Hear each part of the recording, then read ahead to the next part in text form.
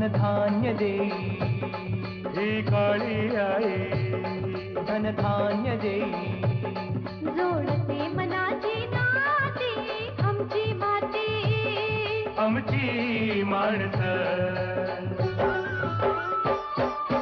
आमची माती आमची माणसं आमची माती आमची माणसं आमची माती आमची माणसं आमची माती आमची माणसं.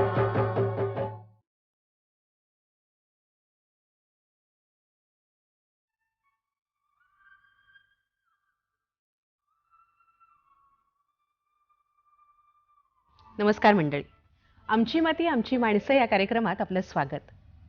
मंडळी, आपल्या भारत देशाचं राष्ट्रीय फळ कोणतं? तर ते आहे आंबा. स्वर्गात जसं अमृत आहे ना मंडळी, तसं धर्तीवरचं पृथ्वीवरचं अमृत कोणतं असं विचारलं तर आंबा. कारण आहे रसाळ, मधुर, गोड गोड चवीचा आंबा आपल्या सगळ्यांना आवडतो. आणि गेली 4000 वर्ष आपल्या भारतामध्ये आंब्याची शेती केली जाते. आणि मुळात नगदी पीक आहे, प्रचंड मागणी आहे. त्यामुळे आता अनेक शेतकरी आंबा शेतीकडे वळालेत. आणि हापूस आंब्यानं यानं तर आंतरराष्ट्रीय बाजारपेठ काबीज केली आहे. तर भविष्यातली आंबा शेती कशी असावी, कशी करावी, त्यामुळे आपल्याला काय काय फायदे होतील, हे सगळं आपण आजच्या कार्यक्रमातनं जाणून घेणार आहोत. विषय आहे भविष्यातली आंबा शेती. आणि आपल्याला मार्गदर्शन करण्यासाठी आम्ही आमंत्रित केलंय प्रगतिशील शेतकरी विद्याधर जोशी यांना. नमस्कार. नमस्कार. आपलं आमच्या कार्यक्रमात स्वागत आहे. धन्यवाद. विद्याधर जोशी हे मुक्काम पोस्ट, तालुका देवगड, जिल्हा सिंधुदुर्ग इथून आलेत. केमिस्ट्रीमध्ये त्यांनी BSc केलंय. ड्रग अँड कॉस्मेटिक अनालिसिसमध्ये पोस्ट ग्रॅज्युएशन केलंय. देवगड तालुका शेतकरी शास्त्रज्ञ मंचाचे ते संस्थापक अध्यक्ष आहेत. देवगड तालुका आंबा बागायतदार आणि व्यापारी संघाचे ते संचालक आहेत. चर्चेला सुरुवात करूया.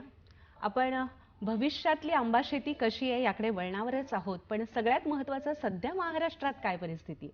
सध्या महाराष्ट्रात म्हणजे हापूस आंबा हाच मोठ्या प्रमाणात लावला जातो, म्हणजे रत्नागिरी सिंधुदुर्ग जिल्ह्यामध्ये. आणि हे फार त्याला इतिहास आहे. म्हणजे जवळपास व्यापारी शेती जवळपास 70-80 वर्षांपासून केली जाते या दोन जिल्ह्यांमध्ये. पूर्वी एकच जिल्हा होता रत्नागिरी, पण त्याच्यानंतर जिल्ह्याचं विभाजन झाल्यामुळे 2 जिल्हे झाले. म्हणून देवगड हापूस हा वेगळा नाव त्याचं झालं आहे, रत्नागिरी हापूस हा वेगळं नाव झालेलं आहे. आणि बाकी महाराष्ट्राचा विचार केला तर व्यापारी तत्वावर अशा लागवडी आंब्याच्या नव्हत्या. पण आता गेल्या 5-10 वर्षामध्ये बघाल तर केशर आंब्याची मोठ्या प्रमाणात लागवड होते आहे. म्हणजे पश्चिम महाराष्ट्रात होते आहे, जास्त करून औरंगाबाद जिल्ह्यामध्ये. आणि तिथे आता आपलं जे पणन मंडळ आहे, मार्केटिंग बोर्ड, त्यांनी सुद्धा पॅक हाऊस फॅसिलिटी वगैरे उभ्या करून एक्सपोर्ट व्हावं केशरचं इतपत त्यांना पायाभूत सुविधा उपलब्ध करून दिलेल्या आहेत. त्यामुळे तेही प्लांटेशन वाढतंय आता हळूहळू. म्हणजे भविष्यात परिस्थिती बदलण्याचे चिन्ह दिसतात म्हणायला हरकत नाही. हो, महाराष्ट्रात ह्या 2 जिल्ह्यांमध्ये लागवड आहेच, ती वाढत जाणारच आहे. पण त्याशिवाय दुसऱ्या व्हरायटीज ज्या आहेत त्या महाराष्ट्राच्या इतर भागात वाढणार आहेत. कारण आंबा शेतीची पण काही बलस्थानं आहेत. ती कमी पाण्यात होते आणि अनेक गोष्टी आहेत. खराब जमिनीमध्ये होते, खडकाळ जमिनीमध्ये होते. आणि उत्कृष्ट चवीचा आणि चांगल्या किंमत देणारा असा तो आंबा आहे. त्यामुळे त्याची शेती वाढतच जाणार आहे. म्हणजे बलस्थानं आंबा शेतीचे आहेत. पण आपल्याला कोकण म्हटलं की हापूस किंवा गुजरात म्हटलं की केशर आठवतो. असं विशिष्ट ठिकाणचा विशिष्ट आंबा असंच का? म्हणजे कोकणातला हापूस असं दुसरीकडे कुठेही येणं शक्य होऊ शकतं का? हापूस बद्दल म्हणाल तर ते थोडं कठीण वाटतंय. कारण कोकणात सुद्धा हापूस अनेक गोष्टींमुळे फसतो. आणि मुळात आधी हापूसची प्रोडक्टिव्हिटी कमी आहे, की आपण उत्पादकता म्हणतो. त्यामुळे तुम्ही जेव्हा इतर राज्यांची जेव्हा तुलना करता आपल्या देशातल्याच, उदाहरणार्थ आंध्रमध्ये तोतापुरी होतो, त्याची प्रोडक्टिव्हिटी प्रचंड आहे. UP-मध्ये लंगडा, चौसा, दशहरा आंबे असतात, त्यांची प्रोडक्टिव्हिटी भरपूर आहे. केशर सुद्धा जो आहे की आता तो महाराष्ट्रात होतो, कुठेही होतो, म्हणजे पण जास्त करून तो जुनागड म्हणजे तिथून तो आलेला आहे ओरिजिनली. तर त्याची सुद्धा प्रोडक्टिव्हिटी खूप आहे. आणि हापूसचा एक त्याला म्हणजे जसा तो राजा म्हटला जातो, म्हणजे फळांचा राजा आंबा आणि आंब्यातला राजा हापूस असं म्हटलं जातं. तर त्या राजाला काही अशा काही खोड्या असतात, तशा हापूसला पण काही खोड्या आहेत की तो अल्टरनेट बिअरर आहे, 1 वर्ष आड येतो. त्यामुळे इतर ठिकाणी हापूस कितपत यशस्वी होईल हे सांगणं जरा कठीण आहे. पण बाकीचे आंबे सुद्धा तेवढ्याच तोडीस-तोड आहेत, ते लावतायत लोक मोठ्या बरोबर. प्रमाणात. आपण उत्पादकता कशी वाढेल याकडे वळूच, पण मला सुरुवातीला सांगा की म्हणजे आंब्याच्या जवळजवळ हजारो जाती आहेत, पण व्यापारी दृष्ट्या कोणता आंबा सगळ्यात श्रेष्ठ म्हणाल आपण?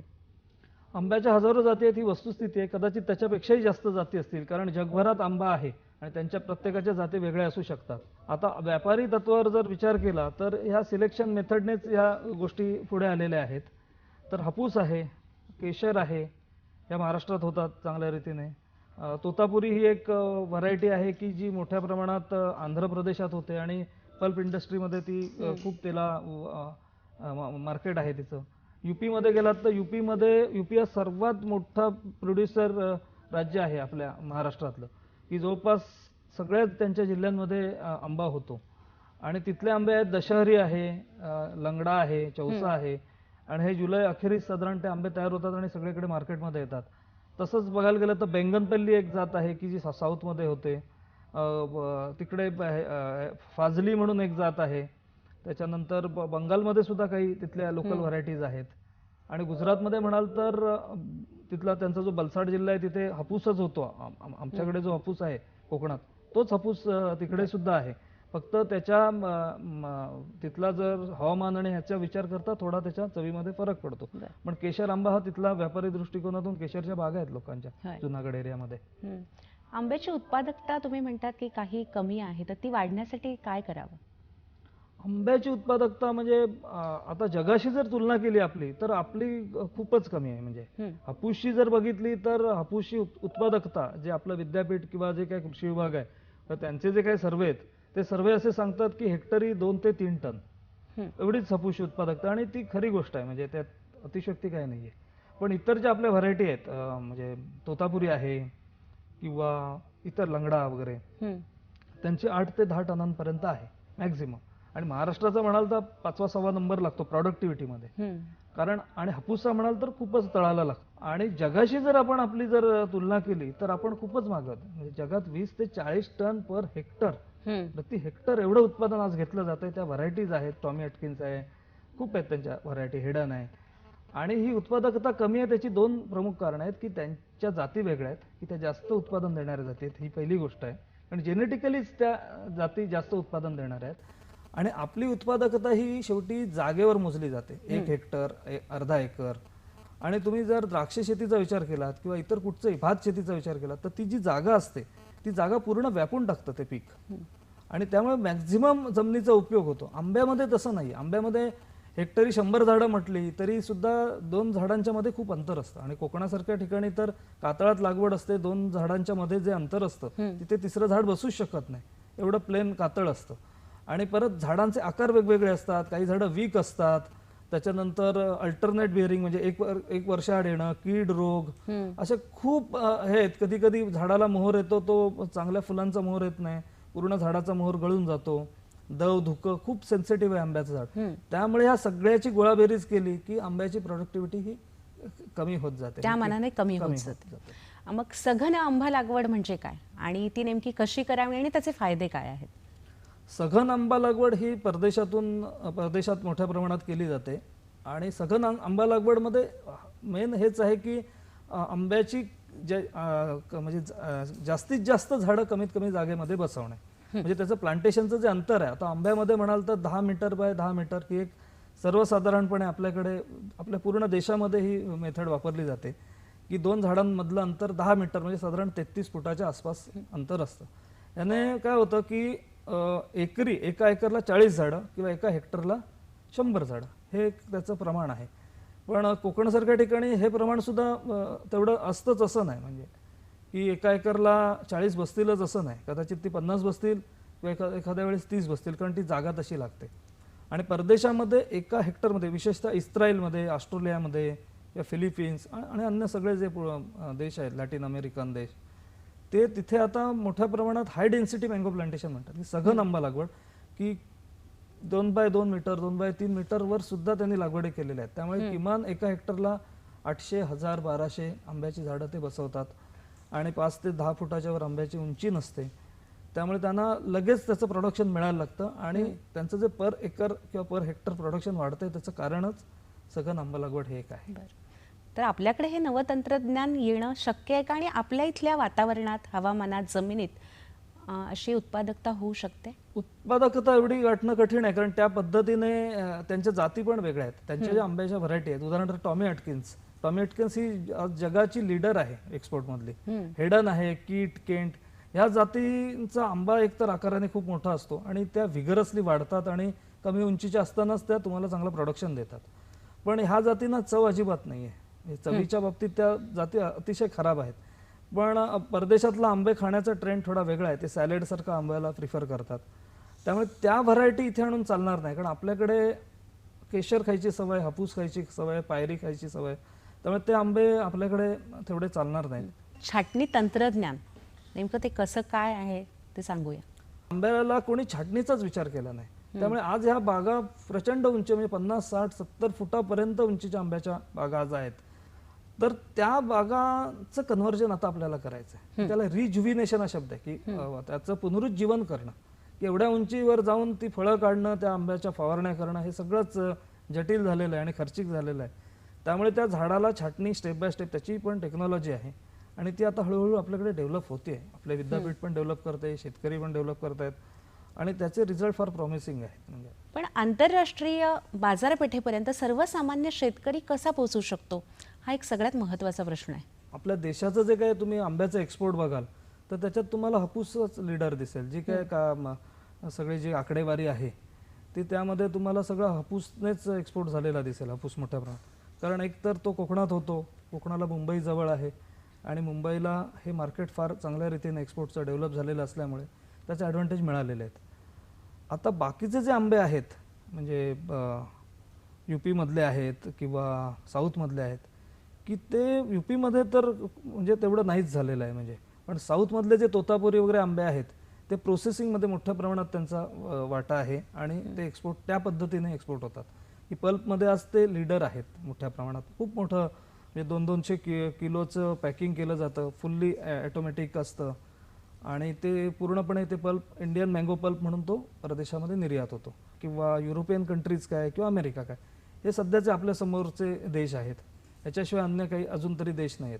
आणि ते देशांनी त्यांच्या क्वारंटाईन ज्या आहेत, मागण्या आहेत, त्यांच्या क्वारंटाईन जे त्यांचे रूल्स रेग्युलेशन्स आहेत ते फार कडक आहेत आपल्यासाठी आणि आपण ते पास करून जायला पाहिजे. जसं द्राक्ष शेतीवाले पुढे गेले आणि आंब्यातले शेतकरी नक्कीच जातील, कारण आंबा मी मगाशी म्हटलं तसं तुम्हाला की ते सगळ्याला पुरून उरणारं पीक आहे आणि त्यामुळे रेसिड्यू वगैरे हे जे विषय आहेत आंब्याचे की ते फार चांगल्या रीतीने हँडल होतात आंब्यामध्ये आणि रेसिड्यू फ्री आंबा जाऊ शकतो. आणि रेसिड्यू फ्री आंबा जर जात असेल किंवा आंबा जर रेसिड्यू फ्री होत असेल तर जगात कुठेही आंबा जाऊ शकतो, कारण तोच एक मोठा अडथळा असतो रेसिड्यू तुमच्या फळामध्ये किंवा भाजीपाल्यामध्ये येणं. आणि आंबा त्याच्यात फार चांगल्या रीतीने प्रतिसाद देतो त्या गोष्टींना. उत्तम दर्जाचं फळ कसं निर्माण होऊ शकतं, काय सांगाल शेतकऱ्यांना?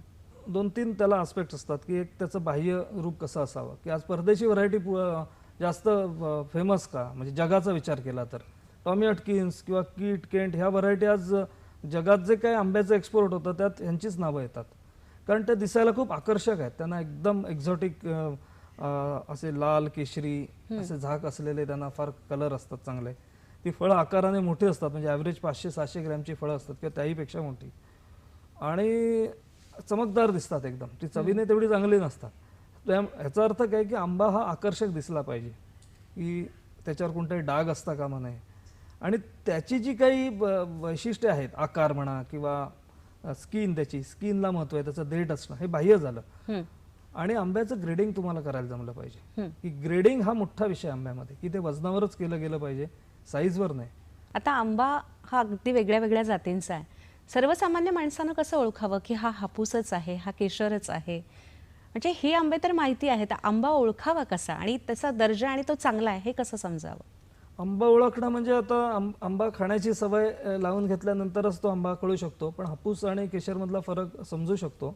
पण बऱ्याच वेळा काय होतं की तुम्हाला स्पेसिफिक आंबा हवा असतो, तुम्हाला रत्नागिरी हापूस हवा असतो किंवा तुम्हाला जुनागडचाच केशर हवा आहे किंवा तिकडे एक मलियाबादी दशहरी फेमस आहे UP-मध्ये, त्यांनी आता त्याचं GI रजिस्ट्रेशन पण केलं आहे. तर हा आंबा तुम्हाला पाहिजे आहे तर तो तसा मिळणार नाही, त्यात फसगत होण्याची खूप शक्यता आहे. हापूसला हापूस मिळेल पण तो देवगडचाच असेल किंवा रत्नागिरीचाच असेल किंवा अगदी तुम्हाला कुठच्या मालवणचा हवा असेल किंवा कुठचा अलिबागचा हवा असेल तो मिळेलच असं नाही. कारण आपली जी मार्केटिंग सिस्टीम आहे हे त्यामुळे हे सगळं घडतंय. म्हणजे हे जे अपयश आहे ते मार्केटिंग सिस्टीमचं आहे की शेतकऱ्याकडून थेट जो आंबा येतो तो मार्केटला जातो आणि मार्केट कुठचं असेल, वाशी मार्केट असेल, पुण्याचं मार्केट असेल, आणि तिथे गेला की शेतकऱ्याची आयडेंटिटी संपते. त्याच्या आंब्याची विक्री झाली की त्याची तो जो शेतकरी आहे किंवा त्याचं जे काय गाव आहे किंवा त्याने जे काय त्याचे सॉर्टिंग करून किंवा काही करून गुणवत्ता आंब्याची भरलेली असेल पेटीमध्ये, तो तिथे त्याची आयडेंटिटी संपली. मग त्याच्यात दुसरा काही मिक्सिंग करून तुमच्यासमोर आंबा देऊ शकतो. त्यामुळे ट्रेसेबिलिटी हा सर्वात महत्त्वाचा विषय आहे. म्हणून जे ग्लोबल गॅप सर्टिफिकेशन किंवा पूर्वीचं युरोप गॅप सर्टिफिकेशन हा जो विषय आहे एक्सपोर्टसाठी की त्याला ट्रेसेबिलिटी राहते. त्यामुळे शेतकऱ्यांनी ग्लोबल गॅप सर्टिफिकेटला जावं की जेणेकरून त्याचं नाव शेवटपर्यंत राहणार, शेवटच्या ग्राहकापर्यंत कुठून आंबा आला हे समजू शकतं. त्याच्यासाठी ती एक मेथड आहे. म्हणजे आणि नैसर्गिक आपत्ती, अनेक अडचणी ह्या सगळ्या शेतकरी मात करून पुढे जातो आणि आपलं उत्पादन वाढवण्याचा प्रयत्न करतो. तर त्या अडचणी गृहीत धरता भविष्यातली आंबा शेती करत असताना भरपूर उत्पादन शेतकऱ्याला कसं मिळू शकतं? भरपूर उत्पादन मिळवण्यासाठी 2 गोष्टी महत्त्वाच्या आहेत की एक तर आंब्याकडे त्याने एक व्यवसाय म्हणून बघितला पाहिजे. एक बाग आहे आणि त्याच्यातून काहीतरी उत्पादन निघेल असं नाही.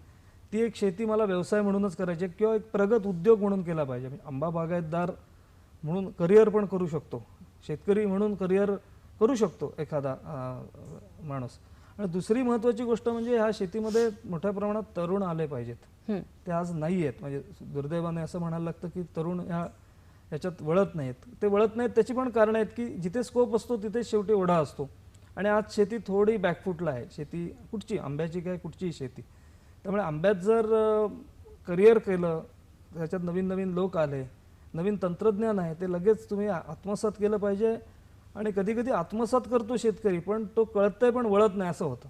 की आता मग अशी छाटणी तंत्रज्ञान म्हटलं, आजही शेतकरी धजावत नाही आहेत आपल्या बागा कट करायला. ते म्हणतात की 50-60 वर्ष वाढलेली झाडं आम्ही कट कशी करणार. त्यामुळे ते झटकन स्वीकारलं गेलं पाहिजे. ही जी एखाद्या व्यावसायिकाची जी एक आपण गुण म्हणतो की त्याने झटकन निर्णय घेऊन त्याची अंमलबजावणी केली पाहिजे, तसं पण शेतीमध्ये आहे. आणि नवीन नवीन ज्ञान घेत राहिलं पाहिजे की जे जगात विखुरलेलं आहे. असं नाही की ते आंब्यासाठी एकाच तुम्हाला भागातून मिळेल, पण कुठे कुठे जिथे असेल तिथे जाऊन गोळा करून आपल्याला प्रयोग करून आणि असं पुढे गेलं पाहिजे. आता नुसतंच शिक्षित असं नाही की त्याने स्वतः इंटरेस्ट घेऊन करायला पाहिजे त्याच्यामध्ये शेतकऱ्याने, तरच तो यशस्वी होईल. म्हणजे आंब्याची शेती तर ही अशी आहे. म्हणजे नाही, उत्पादन वाढण्यासाठी काही विशिष्ट अशा पद्धती अवलंबल्या पाहिजे का शेतकऱ्यांना? विशिष्ट पद्धती म्हणजे कसं असतं, आंबा हे असं आहे बहुवार्षिक पीक आहे की तुम्ही ऊस किंवा याच्यामध्ये तुम्ही मेथड बदलू शकता. त्याच्या सरी वरंब्या कशा करायच्या, त्याची झाडं किती ठेवायची, एका एकरला कोणती खतं घालायची. आंब्यामध्ये तसं नाही आहे. आंब्यामध्ये नक्की खतं किती घालायची ह्याची स्टँडर्ड्स ठरवणं अवघड जातं. पण आंब्यामध्ये काही गाईडलाईन्स नक्की आहेत की आंब्यामध्ये संजीवकांचा वापर करणे, आंब्याची छाटणी करणे, आंब्याला इरिगेशन म्हणजे पाणी देणं, थोडंफार पाण्याने खूप मोठा फरक पडतो. त्याचे जी काही असे एक गोष्टी आहेत की तिथे त्याची फळगळ वगैरे होते. म्हणजे ही आंब्याची टेक्नॉलॉजी डेव्हलप झालेली आहे. त्याचा वापर करणे आणि डिक्लाईन होतात झाडांचा ऱ्हास होत जातो, मग छाटणी करून त्यांना नवीन पालवी आणणे आणि काही वॉटर सोल्युबल खतं आहेत त्याचा वापर करणे, अशी टेक्नॉलॉजी हळूहळू आंब्यामध्ये पण डेव्हलप होते. आणि शेतकऱ्यांनी त्याचा वापर केला तर नक्की सक्सेसफुल होता येतं त्याच्यामध्ये. आंबा पिकवणं एक महत्त्वाची प्रक्रिया, त्याविषयी आपण सांगूया. आंबा हे असं पीक आहे की ते पिकवूनच तो खाल्ला जातो. हे एक आंब्याचं वैशिष्ट्य म्हणा किंवा त्याचा कधी कधी आंबा उत्पादक शेतकऱ्यांना त्याचा तोटा पण होतो. तुम्ही दुसरी कुठचीही घ्या, केळी पिकून खाल्ली जातात पण केळी पण फास्ट पिकतात. बाकी सफरचंद, मोसंबी, कुठची जी फळं आहेत, द्राक्ष, ती झाडावरनं जशीच्या जशी उतरवून मार्केटमध्ये येतात आणि तशीच खाल्ली जातात. आणि थोडीफार जरी ती पिकत असली, आता चिकू सुद्धा पिकतो पण तो 1-4 दिवसात पिकतो चिकू. आंब्याचं तसं नाही. आंबा हा पूर्णपणे कच्चा असतो, आंबट असतो. हापूस आंबाही तसं, सगळे आंबे तसेच असतात. आणि तो पिकल्यानंतर त्याचा कलर बदलतो, त्याचा फ्लेवर बदलतो, टेक्स्चर बदलतं, त्याला सॉफ्टनेस येतो, सगळं काही त्याचं बदलतं, चव तर पूर्ण बदलते. त्यामुळे ह्या गोष्टीला 8 ते 10 दिवस लागतात. त्यामुळे कच्चा आंबा आणि पिकलेला आंबा ह्याच्यात खूप मोठा फरक आहे. आणि शेतकरी कच्चा आंबाच पाठवू शकतो मार्केटला. पिकलेल्या आंब्याचं ट्रान्सपोर्टेशन होणं कठीण असतं कारण ट्रान्सपोर्टेशनमध्ये आंबा खराब होतो. त्यामुळे आज आंबा पिकून विकणं हा जो विषय आहे तो शेतकऱ्याच्या हातातच नाही आहे. जे शेतकरी प्रायव्हेटली काही व्यवसाय करतात त्यांच्यापुरतंच मर्यादित आहे. पण तुम्ही कुठचे वाशी मार्केटला जावा किंवा गुलटेकडीला पुण्याच्या मार्केटला जावा, तिथे संपूर्णपणे कच्च्या आंब्यांचंच व्यवहार चालू असतात. ते कच्चे आंबे कोणतरी विकत घेतो, ते कोणतरी पिकवतो आणि पुढे पाठवतो. आता पिकवण्यामध्ये काही गडबडी होतात की आपण कार्बाईड वगैरे हे विषय ऐकलेले आहेत. कॅल्शियम कार्बाईड नावाचं एक घातक रसायन आंब्याला लावलं जातं, लावत होते आज वर्षानुवर्ष, पण आता शासनाने पण आपले निकष कडक केले. तो कायदा पूर्वीच होता पण त्याची अंमलबजावणी होत नव्हती, आता अंमलबजावणी होते, त्यामुळे त्याचा वापर होत नाही. कारण ते कार्सिनोजेनिक कंपाऊंड आहे, त्याच्यापासून कॅन्सर होऊ शकतो. पण दुसरे खूप चांगले मेथड आता आंब्यामध्ये आलेले आहेत की तुम्ही रायपनिंग चेंबर उभा करू शकता. रायपनिंग चेंबर ही पूर्णपणे अत्याधुनिक यंत्रणा आहे की तिथे सगळं रेग्युलेशन केलं जातं. म्हणजे टेम्परेचर, ह्युमिडिटी, तुम्ही जो इथिलीन गॅस किती ppm मध्ये म्हणजे त्याचं प्रमाण असावं, आणि त्याने अतिशय सुंदर रीतीने आंबे पिकतात. आणि अनेक एक्सपोर्टर, अनेक शेतकरी आता त्याचा वापर करतायत. कोकण कृषी विद्यापीठाने एक स्वस्तातला रायपनिंग चेंबर पण तयार केलेला आहे की जसं मच्छरदाणीचं कापड असतं तसं चेन ओढून ती एक छोटीशी खोली बनवली जाते, आणि जसं आपलं डिओडरंट वगैरे असतो की त्याच्यातून आपण गॅस प्रेस करून बाहेर काढतो, तसं इथिलीन गॅस त्या चेंबरमध्ये हाताने सोडून छोटा शेतकरी एक 50-100 किलो किंवा त्याच्यापेक्षाही जास्त किलोचे आंबे स्वस्तात पिकवू शकतो. असं आपण रायपनिंग चेंबर विद्यापीठाने डेव्हलप केलं. आणि रायपनिंग चेंबरचा वापर केला तर डेफिनेटली आंबा चांगल्या रीतीने, आणि ती सेफ आहे, नैसर्गिक आहे आणि अप्रूव्ड आहे. आणि दुसरा पर्याय राहतो की आढीमध्ये आंबा पिकवणं, जो ट्रॅडिशनल आहे तो आंबा सर्वोत्तम असतो, पण तो आंबा पिकायला वेळ लागतो. 2 आंबे आज पिकतील, 4 आंबे नंतर पिकतील. त्यामुळे इथिलीन रायपनिंग चेंबरने आंबा पिकवणं ही आत्ताची अतिशय वेल नोन अशी मेथड आहे. आंबा पिकवणं यात रासायनिक नैसर्गिक आलं बरोबर, आणि खतं देणं शेतीला यातही पुन्हा सेंद्रिय खत आणि तुमचे रासायनिक खतं आले. तर याच्यावर आपण अनेकदा चर्चा ऐकतो. तर आंब्याची शेती ही विषमुक्त करणं शक्य आहे का, आणि ही नंतरची प्रक्रिया?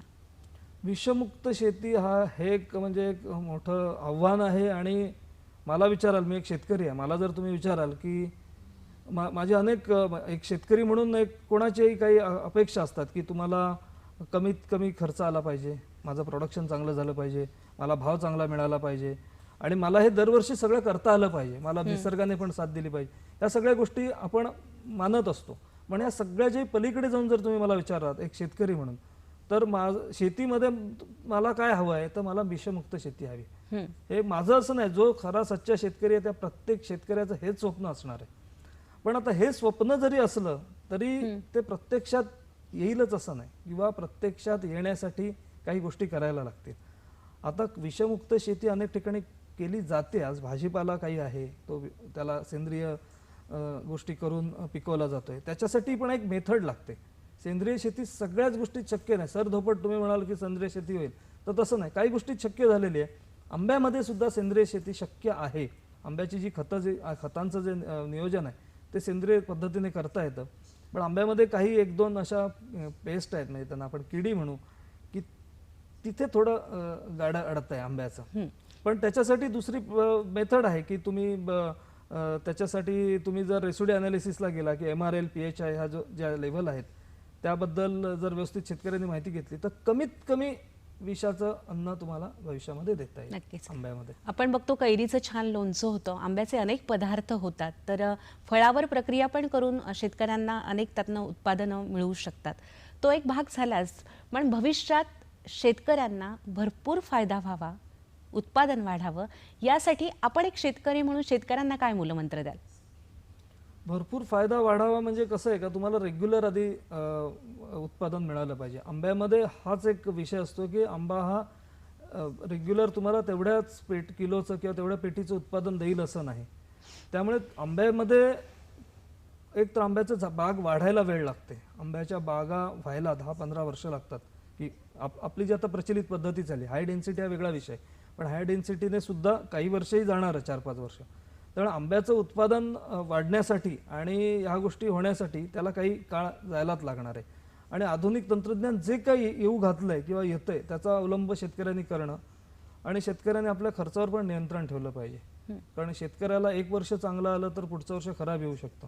त्यामुळे तो पैसा त्याला एखाद्या वर्षी मिळाला तर तो पुढच्या सीझनसाठी, खराब जो सीझन असेल त्याच्यासाठी त्याला वापरता आला पाहिजे. आणि शेतीतला पैसा हा त्याने शेतीतच खर्च करावा, हे सर्वात महत्त्वाचं आहे. म्हणजे उदाहरणच देतो की आम्ही शेतकरी बँकांची कर्ज घेतात, ती कमी टक्क्याने असतात त्यांना 3 लाखापर्यंत 1 लाखापर्यंत. तर त्या पैशांचा वापर ती शेतीसाठीच असतात ना निव्वळ, ती नक्कीच. शेतीसाठीच खर्च करायची असतात. या काही गोष्टी काटेकोरपणे शेतकऱ्याने पाळल्या पाहिजेत.